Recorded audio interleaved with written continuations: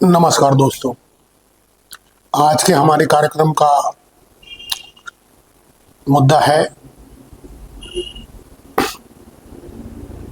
जवाहरलाल नेहरू का, जो देश के प्रथम प्रधानमंत्री थे। उनका बाबरी मस्जिद को बनवाना या बनवाने के लिए पैसा देना, ये बात हमारे वर्तमान रक्षा मंत्री राजनाथ सिंह ने गुजरात के बड़ौदरा जिले की एक सभा में कहा कि देश के प्रथम प्रधानमंत्री जवाहरलाल नेहरू चाहते थे कि बाबरी मस्जिद का निर्माण हो। इसका जो उन्होंने उदाहरण दिया वो सरदार वल्लभ भाई पटेल की जो पुत्री है मणिबेन पटेल, उनकी किताब है the insider story of Sardar Vallabh भाई पटेल। इसमें मणिबेन ने उल्लेख किया है कि प्रधानमंत्री नेहरू चाहते थे कि बाबरी मस्जिद को बनवाने के लिए पैसा दिया जाए। इसका संदर्भ ये था कि जो सोमनाथ मंदिर का पुनरुद्धार हुआ था, उसमें सरदार पटेल की बड़ी महती भूमिका थी और उस मंदिर का जो निर्माण हुआ था, जो पुनरुद्धार हुआ था, उसमें जो पैसा लगा था वो आम जनता से लिया गया चंदे का पैसा था। तो नेहरू भी चाहते थे, जैसा कि राजनाथ सिंह कह रहे हैं, कि नेहरू भी चाहते थे कि उसी तरह बाबरी मस्जिद का भी निर्माण किया जाए। तो सरदार पटेल ने नेहरू से कहा कि ये जो हमने सोमनाथ मंदिर का पुनर्निर्माण किया है ये जनता के पैसे से हुआ है और बाबरी मस्जिद के लिए सरकारी पैसा नहीं दिया जा सकता, ऐसा राजनाथ सिंह जी ने कहा है। और सवाल उठता है कि क्या नेहरू वाकई बाबरी मस्जिद के लिए पैसा देना चाहते थे या उसका निर्माण करवाना चाहते थे। इसमें हमें एक बात देखनी होगी कि आज़ादी के बाद ही 22-23 दिसंबर की रात को 1949 को जो बाबरी मस्जिद ढांचा था उसमें नमाज नहीं पढ़ी जा रही थी उस समय, और उसमें एक रामलला की मूर्तियां प्रकट हुई और कहा जाने लगा कि स्वयं रामलला की मूर्ति प्रकट हुई है। तो जब वो मूर्ति वहाँ प्रकट हो गई, पूजा होने लगी तो वहाँ पर वो मंदिर के स्वरूप में माने जाने लगा उस ढांचे को कि ये मंदिर हो गया, इसे राम मंदिर है ये। और ये राम मंदिर का, जैसा लोग कहते हैं कि गर्भ स्थान है, तो जब वहाँ मूर्ति रख दी गई, नेहरू ही प्रधानमंत्री थे और उन्हीं के सामने ये सब हुआ, तो बताया जाता है कि नेहरू ने आपत्ति ली, लेकिन इसका कोई लिखित दस्तावेज उपलब्ध नहीं है। सब ये सुर्तियां हैं कि नेहरू की आपत्ति थी। और ये भी मानना पड़ेगा कि एक प्रधानमंत्री चाहता कि ये ना हो तो कैसा हो सकता है, संभव नहीं था, क्योंकि जो उनका कद था, जो उनकी लोकप्रियता थी, उसमें ऐसा संभव नहीं था कि अगर वो चाहते तो वो मूर्तियां रखी जाती। उनकी इच्छा भी नहीं होगी कि ऐसा रखा जाए, लेकिन उनकी अनिच्छा भी नहीं होगी, ऐसा मान सकते हैं। अब बात आती है कि क्या वाकई नेहरू ने बाबरी मस्जिद के लिए बनवाने के लिए कहा था। तो इसमें बात हमें समझना होगी कि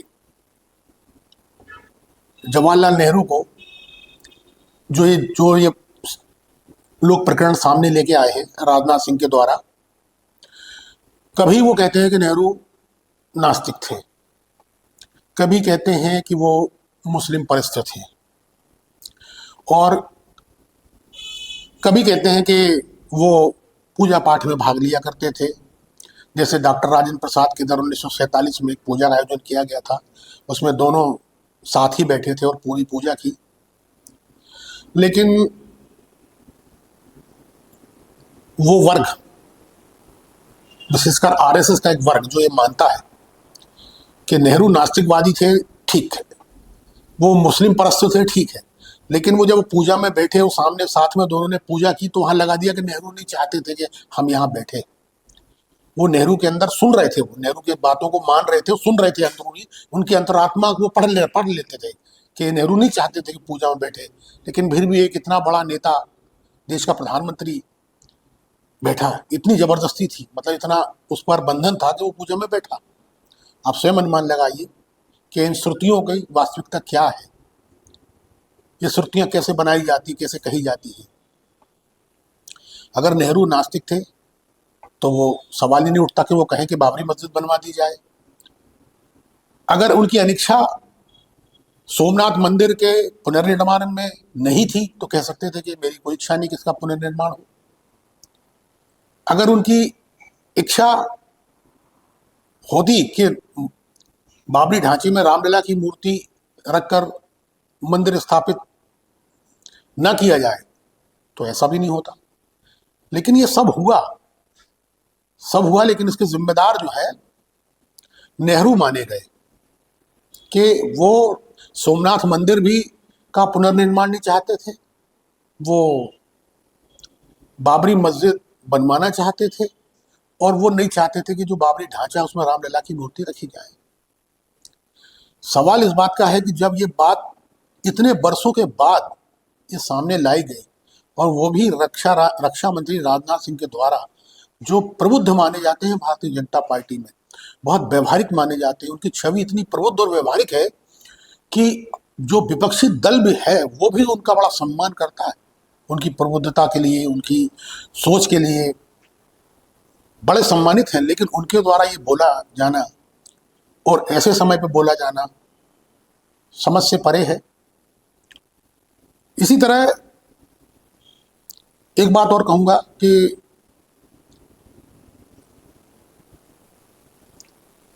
बात 2014 की है, शायद 14 नवंबर 2014 की।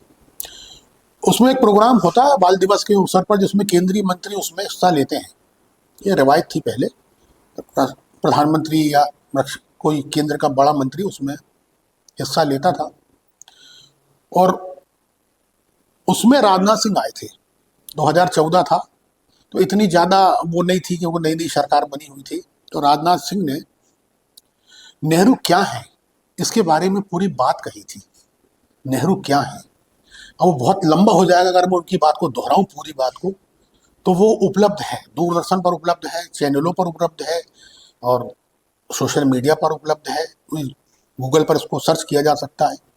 नेहरू की वास्तविक तस्वीर राजनाथ सिंह ने 14 नवंबर 2014 को सामने रखी थी, जो शायद वास्तविकता में राजनाथ सिंह के दिलो दिमाग में हो, लेकिन राजनीतिक परिवेश और परिस्थितियों बस राजनाथ सिंह जैसे प्रबुद्ध मंत्री को, प्रबुद्ध नेता को, उनका कद मंत्री से कहीं ज्यादा है।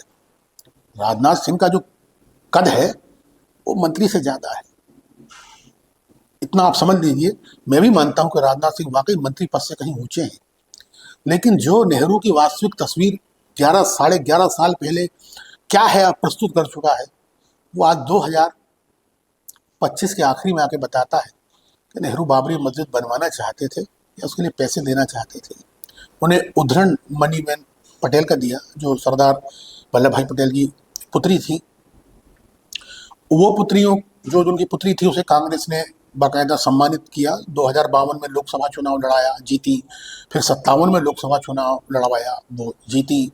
उसके बाद 62 में चुनाव हार गई कुछ कारणों की वजह से। तो फिर कांग्रेस ने 1964 में, क्षमा करें, 1964 में फिर उन्हें राज्यसभा से भेजा, जहां वो 1970 तक सांसद रही। और उसके बाद 1973 में वो फिर कांग्रेस ओ के नाम से उपचुनाव जीती। और उसके बाद 1977 का चुनाव उन्होंने भारतीय जनता पार्टी से लड़ा, मेहसाणा से, वहां से विजय रही। तो एक बात मानी जा सकती है कि मणिबेन पटेल बहुत सम्मानित नेत्री रही हैं, भारत की धरोहर है, लेकिन उनकी विचारधारा में भी कहीं ना कहीं एक भाव रहा होगा। इस वजह से उन्होंने ये चीज़ अपनी पुस्तक में लिखी होगी। लेकिन ये बात किसी हिसाब से सही नहीं कही जा सकती कि नेहरू ने कहा हो और उनकी बात न मानी गई हो। एक सीधा सा फलसफा है, एक फिलॉसफी है देश में कि जो भी मेरे अनुकूल है उसको नेहरू नहीं चाहते थे कि हो, और जो फिलॉसफी दर्शन मेरे प्रतिकूल है वो नेहरू चाहते थे कि हो। इसी प्रोपगंडे में नेहरू आज तक चलाए जाते हैं और चलाए जा रहे हैं। हमारे अनुकूल ये है कि नेहरू इसके विरोधी थे तो नेहरू विरोधी थे, और हमारे अनुकूल में अगर नेहरू समर्थक थे तो उसके समर्थक थे। यानी सारी प्रतिकूलता हमारे लिए होनी चाहिए, और नेहरू की जो छवि है, जो उनका एक व्यापक परिवेश है, परिवार विचारधारा है, वो किसी भी तरह से छोटी होनी चाहिए। आप नेहरू की लकीर छोटी नहीं कर सकते, ना उससे आगे बढ़ा सकते हैं। इसीलिए आप जो भी करते हैं वो एक चर्चा का विषय तो हो सकता है, लेकिन वो इतिहास नहीं बदल सकता। और इतिहास बदलना लिखे हुए अक्षरों का काम नहीं, इतिहास कर्मों से बदला जाता है। और यही बात मैं आपके सामने रखता हूँ कि क्या इतिहास को बदला जा सकता है? नहीं बदला जा सकता। अक्षरों से उसे लिखा जा सकता है, परिवर्तित किया जा सकता है, लेकिन जो वास्तविक इतिहास वो इतिहास ही रहता है। इस मुद्दे पर आप हमें बताइए ये प्रोग्राम आपको कैसा लगा। इस कार्यक्रम को आप सब्सक्राइब करें, शेयर करें, लाइक करें। इसी तरह प्रोग्राम हम आपको लाते रहेंगे। धन्यवाद।